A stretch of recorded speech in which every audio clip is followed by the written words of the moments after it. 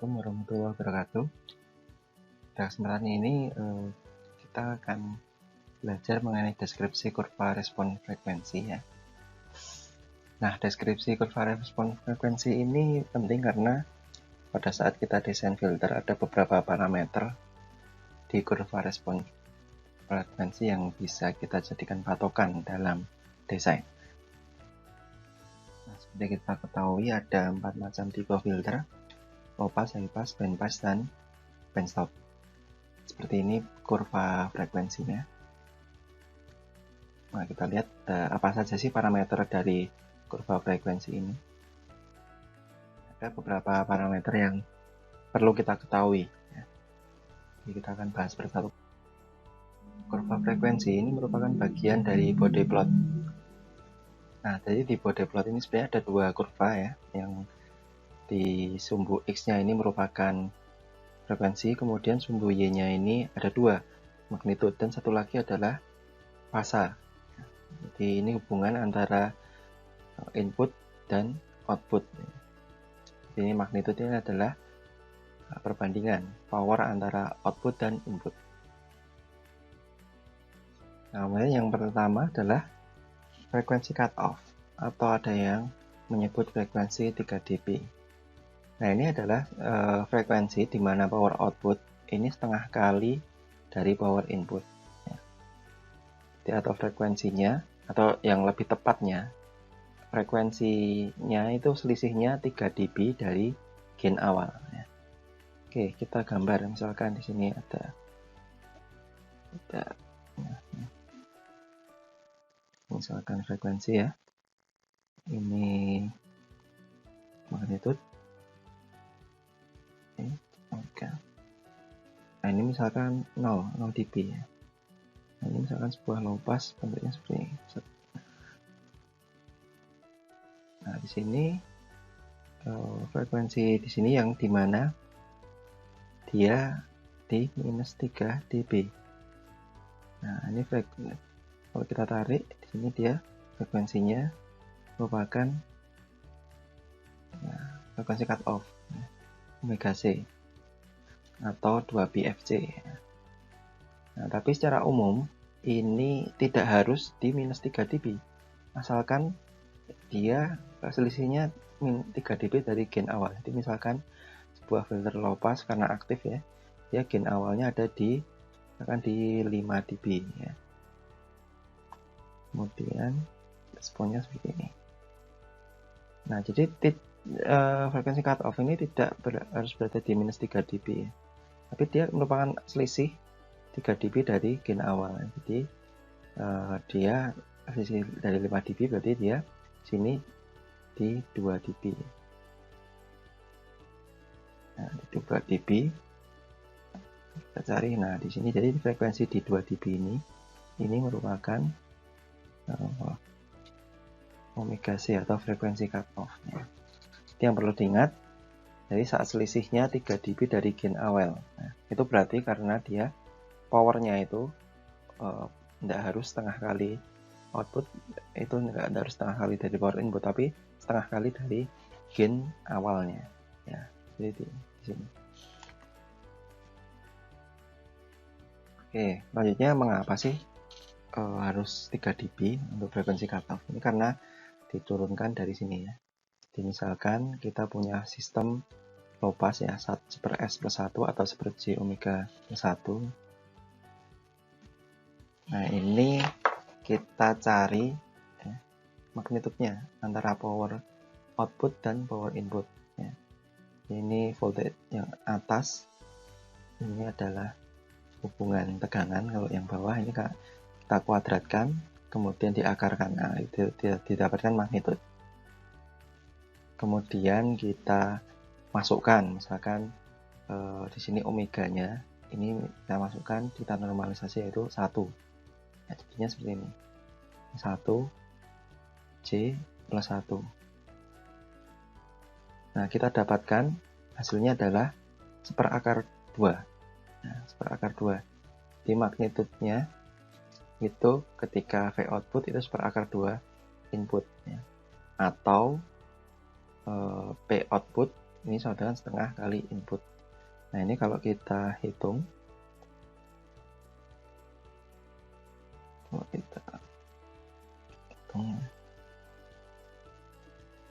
V output ya. Jadi V output bagi V input ini log logaritmiknya ya, jadi ini dalam dB 20 log 1/akar 2 ya. Nah, kalau kita hitung di sini hasilnya adalah minus 3 dB. Nah, ini asal usul dari kenapa minus 3 dB ini jadi parameternya, karena ketika outputnya ini 1/2 input atau powernya setengah input. Oke, kemudian apa itu passband? Passband yaitu adalah frekuensi di ini. Ya, ini passband ya. Jadi frekuensi di mana dia dilewatkan. Nah, di sini ada istilahnya omega P ya, atau FP ya. Jadi dia sebenarnya frekuensi di mana dia dilewatkan ya. Jadi FP ini sebenarnya himpunan frekuensi yang di sistem filternya itu dilewatkan ya. Perlu diingat ya, FP itu tidak sama dengan frekuensi cut off ya. Tidak sama dengan frekuensi cut off. Jadi dia di atas ya, gainnya tinggi. Nah, ini dia saat di sini dia memiliki gain atau atenuasi ya, di passband. Nah, ini sumbu Y-nya ini merupakan atenuasinya. Kemudian ada kemungkinan dapat ripple ya. Jadi ripple fluktuasi di passband. Nah, ini di parameternya yaitu RP ya. Setelah ripple. Kemudian stopband. Stopband ini adalah frekuensi di mana dia ditapis di filter. Ini adalah stopband ya. Frekuensi stopband ya bisa mulai dari sini sampai ke seterusnya untuk low pass ya. Ini sama seperti passband ya. Jadi di stopband ini dia memiliki atenuasi stopband atau minimal. Kemudian dia juga punya ripple. Ya. Nah, ini yang passband maupun stopband ini atenuasi stopband maupun ripple ini merupakan bagian dari spesifikasi. Jadi dia biasanya menentukan saat stopband ini omega S ini dia diatenuasi berapa dan ripple-nya minimal sekian. Ya. Frekuensi roll off atau slope. Di roll off atau slope ini merupakan kemiringan ya, kemiringan dari antara passband ke stopband. Nah, di sini untuk filter order 1 ini dia slope-nya adalah minus 20 dB per decade ya. Decade itu artinya dari 1 ke 10, 10 ke 100 itu dia turunnya 20 dB. Dari mana nilai 20 dB ini? Ini sebenarnya bisa kita turunkan. Nah, jadi dari 10 log power output dibagi power input atau 20 log V output bagi V input. Oke, nah kita masukkan sistem low pass S+1 atau seperti omega plus 1. Nah, ini apabila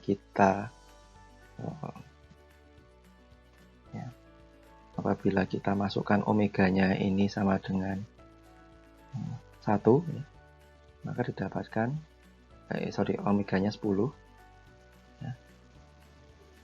Itu didapatkan 20 min 1 log seperti omega. Kemudian apabila omeganya 100 itu 20 minus 2. Jadi di sini omeganya 100 kan. Nah, 100 ini keluar jadi minus 2. Nah, kita lihat selisihnya. Selisihnya ini dia turun 20 dB. Ini 20 minus 1, ini 20 minus 2. Ini minus 20, ini jadi minus 40. Jadi tiap 10 ke 100 ini dia turunnya 20 dB. Oke, selanjutnya adalah Q factor. Nah, Q factor ini ada dua ya, pada respon bandpass, pada respon low pass atau high pass. Nah, pada intinya ini adalah menentukan kemiringan, kecuraman. Ya, dia menentukan kecuraman saat frekuensi pinggirnya, ya, frekuensi pinggirnya. Ini di bandpass, ini di F cut off-nya, ini akan berpengaruh ya. Jadi kalau low Q itu cenderung lebih landai, kalau high Q ini lebih curam. Begitu juga di high pass dan low pass. Kita lihat kalau Q-nya kecil itu dia lebih landai. Q besar dia lebih curam.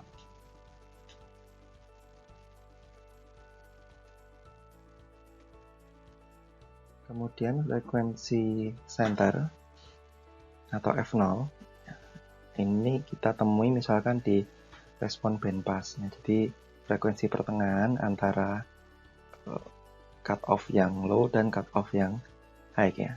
Ini gampang saja nyarinya, ini tinggal yang cut off yang low di 3 dB nya ini tambah cut off yang high ditambah bagi 2 di tengahnya. Kemudian bandwidth atau lebar pitanya. Nah, ini merupakan lebar antara yang low dan high.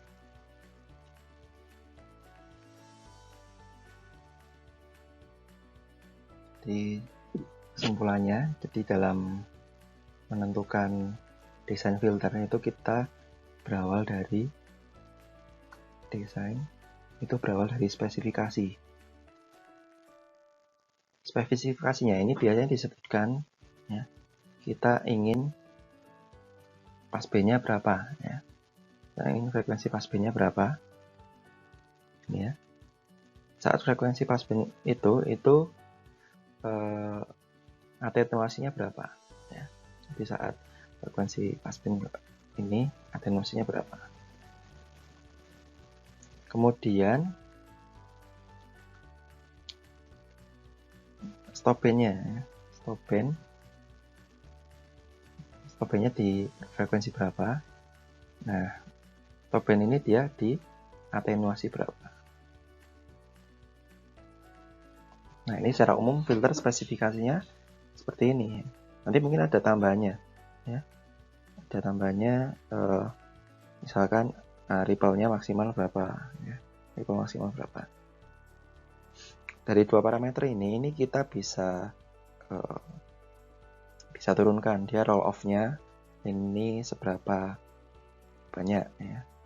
Jadi kalau roll off-nya semakin kalau ini transition band-nya antara FP dan FF ini semakin sempit, tentu roll off-nya semakin tinggi, semakin curam.